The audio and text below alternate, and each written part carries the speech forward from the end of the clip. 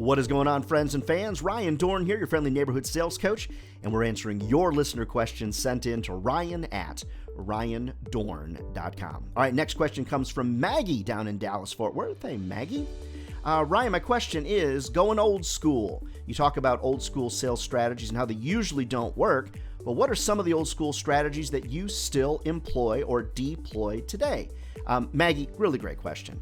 And so sometimes I would have to admit I'm a little bit harsh on some old school sales techniques, but I'm really talking about things like that don't exist anymore. For example, there's still books that will say to you, hey, you need to call before the receptionist gets to the office of the prospect you're reaching out to. Well, do people even have receptionists anymore? So I just would challenge folks that when you seek sort of, if you will, an old school strategy, is it still applicable to today? There's a lot of old school sales strategies that work really, really well. Like, I don't even know who came up with feel, felt, found. Might have been the great, God rest his soul, Zig Ziglar or Chet Holmes or somebody like that, or Brian Tracy, who knows. When you think about feel, felt, found, for example, old school sales strategy, I understand how you feel. So-and-so felt the same way. This is what they found out after working with us. That's an old school sales technique that tends to work really, really well. Drawing things out in front of your customers. If you have the privilege of being able to meet with them face to face, being able to draw upside down, be able to draw the triangles to kind of show why people buy advertising or why people buy your software from you and things like that. This is an old school sales strategy that I use on a regular basis. I use a good old-fashioned 8.5 by, no, it looks really messy, an 8.5 by 11 whiteboard that you could put into a high school kid or junior high kid's locker. Why do I keep this in front of me if I'm such a big fan of CRMs, customer relationship management tools? I'm just one of those people that likes to have things in front of me in writing.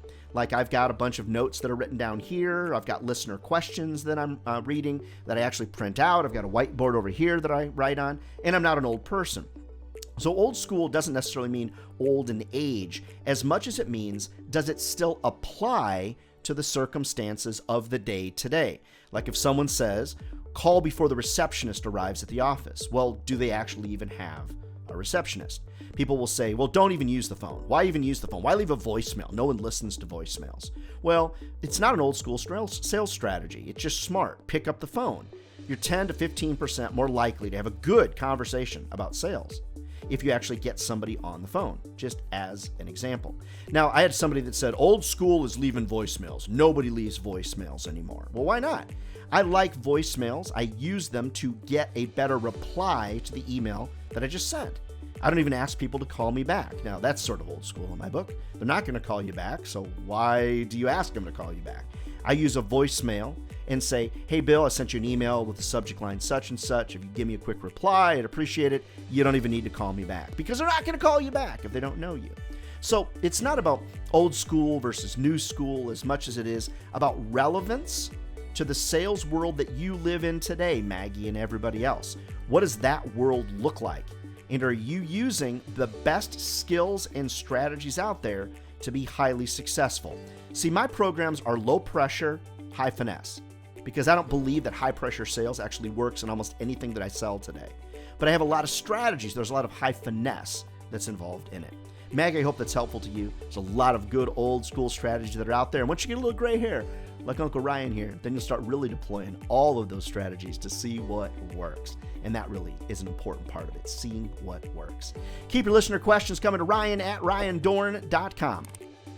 Love to come and speak at your national sales meetings, so reach out to me over at ryandohrn.com. And then don't forget, friends, if sales was easy, everybody be doing it. And they're not.